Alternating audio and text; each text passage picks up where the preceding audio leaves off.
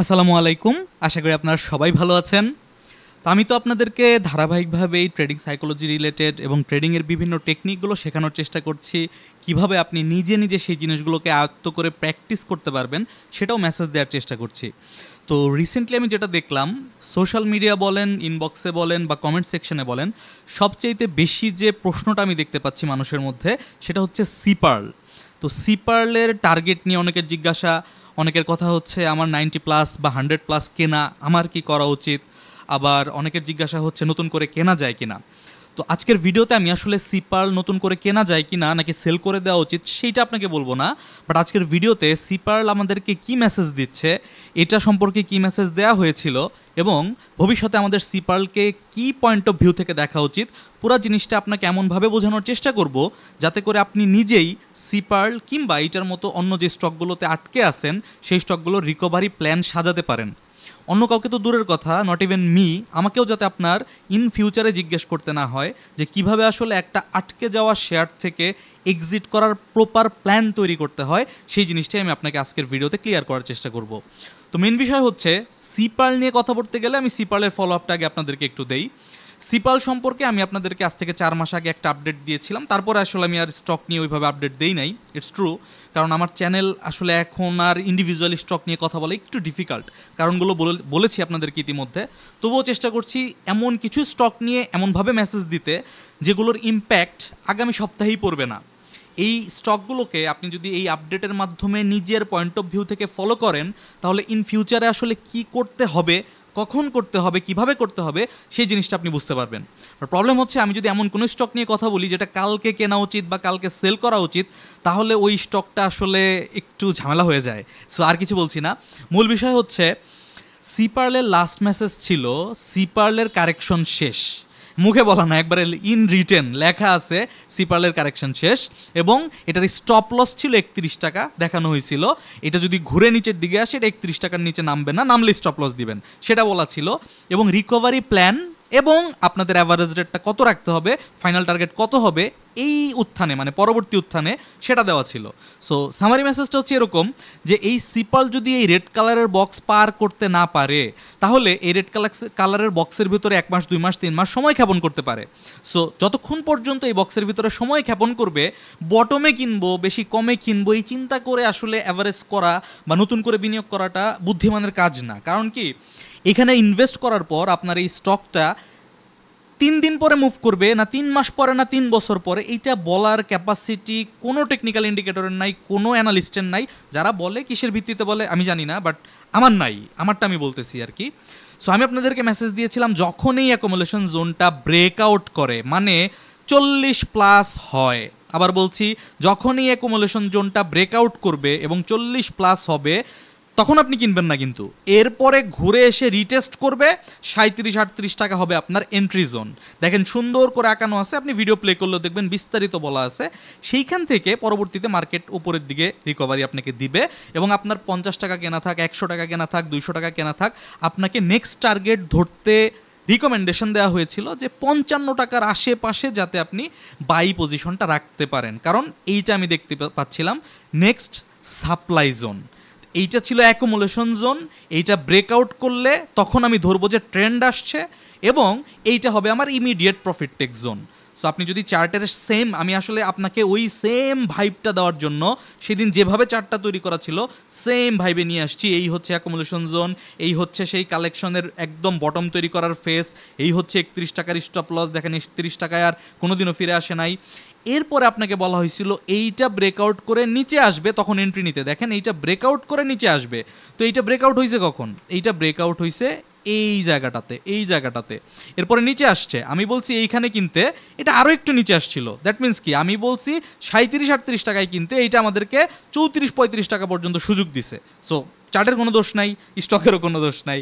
তো এনিওয়ে, আর পরবর্তীতে যেটা বলা ছিল যে এইটা আসলে সাপ্লাই জোন ছিল 55 টাকা, এবং প্রতিটা ক্ষেত্রে, প্রতিটা স্টকের ক্ষেত্রে সাপ্লাই জোন বা টার্গেট জোন বা অ্যাকচুয়াল যে লেভেলটা থাকা উচিত সেই লেভেলটাতে যাওয়ার পর একটা কি বলবো, মানে যাতে আপনি আরেকটু কনফিউশনে থাকেন, আরেকবার এন্ট্রি নেওয়ার প্ল্যান করেন, এই ধরনের একটা কন্ডিশন ক্রিয়েট করার জন্য অনেক সময় স্টকগুলো আরেকটু ফার্দার মুভমেন্ট দেয়। হ্যাঁ, আমি আপনাকে এইটা বলছি না সিপার্লের গন্তব্য শেষ, সিপার্ল আর কোনো দিনও 55 টাকার উপরে যাবে না, মোটেও এরকম না।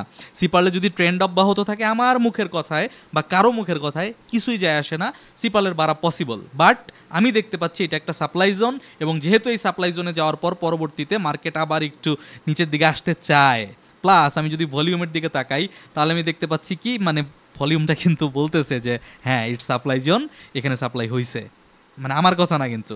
আপনার এন্ট্রিতে যে জোন ছিল, মানে বাইয়ের যে জোন ছিল, ট্রেন্ডের যে ভলিউম ছিল, তার থেকে এই 3-4টা ক্যান্ডেলের সেল ভলিউম বেশি। তো এর থেকে বেশি আমি মনে হয় না আমার বলা উচিত হবে। আমি বলতেও চাচ্ছি না স্টকের প্রতি কোনো, মানে স্টকের প্রতি কোনো প্রভাব পড়ুক ওরকম কোনো ইন্টেনশন আমার নাই। আমি আপনাকে জাস্ট ভাইব বোঝাচ্ছি, পয়েন্ট অফ ভিউ বোঝাচ্ছি। আর একটা জিনিস দেখেন, কেন আপনার এই যে এইরকম লেভেল এখনই আশা করা উচিত না, এই 98 টাকা 100 টাকা কেন এখনই আপনি আশা করবেন না, এটা একটা বেসিক কমন সেন্স কেন হওয়া উচিত সেটা বুঝেন, আমার কথা বাদ দেন। আপনি একটা জিনিস দেখেন, এখান থেকে স্টকটা সেল হয়েছে, তাই তো? সেল হয়েছে না? এটা দেখা যাচ্ছে সেল হয়েছে, এটা তো বিনিয়োগের বলে দেওয়ার দরকার নেই, এটা আপনিও জানেন সেল হয়েছে। তো খেয়াল করে দেখেন, এইখানে যখন সেল হয়েছে এই জোনটাতে, এই সেল জোনের ভলিউম কেমন ছিল? সেল জোনের ভলিউম ছিল এইরকম এরকম, তাই না? তো এখন যখন উত্থান হয়েছে, আপ ট্রেন্ড আসছে, সেটার ভলিউম কি এখন ওই সেল জোনের সমান হইতে পারছে? মানে কি মাথায় কিছু বাড়ি দেয়? আমার কথা বাদ দেন, আপনি বোঝার চেষ্টা করেন যে আপনার ব্রেনে কোনো কিছু বাড়ি দেয় কি না, কোনো অ্যাকনলেজমেন্ট হওয়ার ট্রাই করে কি না। বিষয়টা হচ্ছে এইখানে যে ভলিউমে সেল হয়েছে এই জায়গাটাতে, সেই ভলিউমে এইখানে এখনও পর্যন্ত বাই হয় নাই। তার মানে এই লেভেল অ্যাচিভ করার এখন কোনো চান্স নাই। খুবই সিম্পল, মানে এখান থেকে টাকা বের হয়েছে, এখানে টাকা ইন হয়েছে, টাকা ইন হয়েছে তাতে কোনো সন্দেহ নাই। বাট বিষয়টা হচ্ছে যেই পরিমাণ টাকা আউট হয়েছে সেই পরিমাণ টাকা ইন হয় নাই, খালি চোখেই দেখা যাচ্ছে। এটার জন্য এই এবিসিডি, এলিয়ট ওয়েভ, এসএমসি, অমুক তমুক কিছুই লাগে না। আপনি যদি এখানে খালি চোখে তাকান এবং আপনার কমন সেন্সটা যদি শার্প হয় এবং আপনি যদি চার্টকে বিশ্বাস করেন, চার্টকে যদি আপনি অন্তরে ধারণ করেন, তাহলে আপনি বুঝতে পারবেন যে হ্যাঁ দ্যাটস ইট, এখানে আমার একটা প্রফিট টেক আসা উচিত বা আসতে পারে।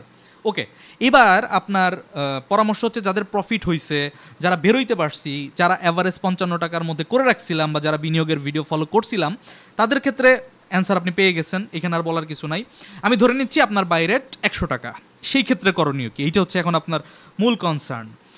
সেই ক্ষেত্রে আমি আপনাকে বলবো এই স্টকটা কারেকশন কত দূর হবে এটা আমার আগেই বলা উচিত হবে না, বাট আমি আপনাকে এইটুকু বলি যে এই যে এইরকম করে একটা ট্রেন্ড লাইন আপনি আঁকাইতে পারেন, এইরকম করে একটা ট্রেন্ড লাইন যদি আঁকান, তাহলে আপনি দেখতে পাবেন যে কখন আসলে ব্রেকডাউনটা হয়। এখানে প্রফিট টেক হয়েছে, এখন আপনি সেল করেন, এটা বলা কারোই উচিত না, আমিও বলবো না, কারণ এখান থেকে ঘুরতে পারে, আপনার মধ্যে এক্সপেকটেশন থাকতে পারে যে ঘুরবে, ঘুরতেও পারে। সো এই কারণে আমি আপনাকে ওরকম কিছু বলতেছি না, বাট এটা একটা আপ ট্রেন্ডের চ্যানেল। সো আপ ট্রেন্ডের চ্যানেল যদি ব্রেকডাউন হয় তাহলে কি ঘটে এটা আপনার বোঝা লাগবে। আপনি দেখেন এইখানে ছিল একটা, এইটা আপ ট্রেন্ডের চ্যানেল, রাইট? এটা একটা আপ ট্রেন্ডের চ্যানেল ছিল। সো এইটা যখন ব্রেকআউট মানে ব্রেকডাউন ঘটছে, তখন কিন্তু এই 42 টাকা থেকে নিয়ে 34 টাকা পর্যন্ত আসছে, তার মানে 8 টাকা প্রাইস ফল করছে। পার্সেন্টেজ হিসাব করে বুঝেন, পার্সেন্টেজ হিসাব করলে দেখবেন এটা অনেক বড় একটা ফল। সো এইখানেও যদি এটা ফল ডাউন করে, আসতে পারে না নিচে, আসা তো উচিত সেই হিসেবে, তাই না? সো সেই ক্ষেত্রে এইটা একটা ডিমান্ড জোন আমি খালি চোখে দেখতে পাচ্ছি। এখন এইটাই ডিমান্ড জোন হবে নাকি হবে না, সেটা আসলে ওই সময় তৎকালীন পরিস্থিতিতে কি পরিমাণ ভলিউম জেনারেট হয়, মার্কেটের ইন্ডেক্সের কন্ডিশন কেমন থাকে, মার্কেট সাইকোলজি কেমন থাকে, দেশের অবস্থা কী থাকে, এক্সেট্রা এক্সেট্রা সব কিছু মিলিয়ে বিবেচনা করে আপনি তখন নির্ধারণ করবেন। সো সামারি হচ্ছে এইটা যদি ব্রেকডাউন করে একটু ভয়ের কারণ আছে, পরবর্তী সাপোর্ট জোন এইটা আরও ছোট বড় করা যায়, ওইটা পরে করি, হ্যাঁ এখন করার দরকার নাই। বাট বুঝছেন, আমি আশা করি আপনি বুঝতে পারছেন। তবে হ্যাঁ, একটা আশার খবর আছে। আশার খবর হয়েছে সিপার্লের এই মুভটা ফেক মুভ না, এইটা আমি আপনাকে ক্লিয়ার করে দিচ্ছি। সিপার্লের এই মুভটা ফেক মুভ না যে সিপার্ল এখন আবার একদম বটমে চলে যাবে, ব্যাপারটা মোটেও এরকম না। সো আশা করা যায় সিপার্লের এই মুভটাকে এমন কিছু আমরা চিন্তা করতে পারি, এখান থেকে এখানে পড়বে বলতেছি না, এখান থেকে আবার আর একটু উঠে টুঠে তারপরও পড়তে পারে, বাট পড়বে, টুডে টুমরো পড়বে। সো পরবর্তীতে যখন নিচে আসবে, এইখানে আসুক, এইখানে আসুক, এই পর্যন্তই আসুক, কোথায় আসবে আমি বলছি না, বাট আসার পরে এটা আরেকটা মুভ দিবে, এটা হচ্ছে বড় কথা। আসার পরে এই স্টকটা আরেকটা মুভ দিবে, দ্যাটস ইট। সো ওই মুভটার ক্ষেত্রে আমি আপনাকে বলবো পরবর্তী সাপ্লাই জোন আপনাকে মাথায় রাখতে হবে এই জায়গাটাকে, এই জায়গাটা একটা ভ্যালিড সাপ্লাই জোন হবে তখন যখন পরবর্তী মুভ আসবে। কবে আসবে আমি কিন্তু সেটা বলি নাই, সেটা কারণ সেটা আমি জানিও না। সো ওটা বলার এখতিয়ার আমার নাই, বলার ক্যাপাসিটিও আমার নাই। সো এখন আমি আপনাকে নতুন করে আরেকটা জোন দেখায় দিলাম, সেটা হচ্ছে সিপাল কত দূর নামবে, 45 না 50 না 40, এটা আমার কল না, এটা আমি বলবো না, বলতেও পারবো না। বাট নামার পরে যখন ঘুরবে আপনি এই 80 টাকার আশেপাশে আরেকটা জোন হয়তোবা পাবেন ফাইনাল একটা চান্স হিসেবে। সো আমি আশা করি আপনি বুঝতে পারছেন আমি কি বুঝাইছি, এর থেকে কনক্রিট বলার আসলে সুযোগ নাই। সো বাকিটা আপনি আপনার মতো করে প্ল্যান করে নেন। এরপরে আমি আপনাকে সেম জিনিস দিয়ে আরও কিছু স্টকের রিকভারি সাজিয়ে দিচ্ছি, জেনেক্স ইনফোসিস আর হচ্ছে আমরা নেট। জেনেক্স ইনফোসিসে আমি আপনাকে আপনি যদি আমাকে বলেন যে ভাই বলে দেন, এত কিছু বোঝার দরকার নেই, এত সময় আমার নাই, এত প্যারা নিতে পারবো না, এটা কত টাকায় যাইতে পারে, কততে অ্যাভারেজ করে রাখবো বলে দেন, তাহলে আমি আপনাকে বলে দিতে পারি যে আপনি এটাকে 50 টাকার নিচে অ্যাভারেজ করে রেখে দেন, আপনি বের হইতে পারবেন।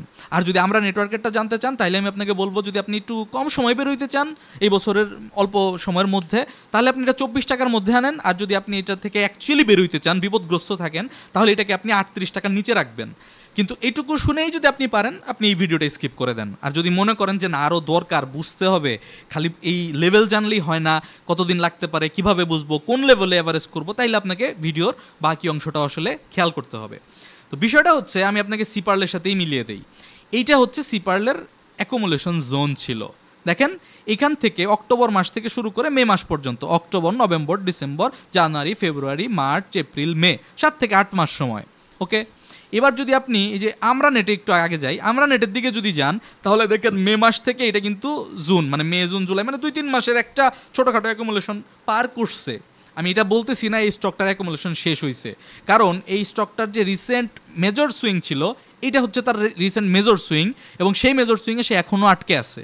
তার মানে আমি আপনাকে মোটা দাগে সিপার্লের মতো করে যদি প্রফেশনালি অ্যাডভাইস করতে চাই তাহলে আমি আপনাকে বলবো এই জোনটাকে আপনি ধরে রাখেন আমরা নেটওয়ার্কের অ্যাকুমুলেশন জোন, জাস্ট লাইক সিপার্লের এই অ্যাকুমুলেশন জোনের মতো।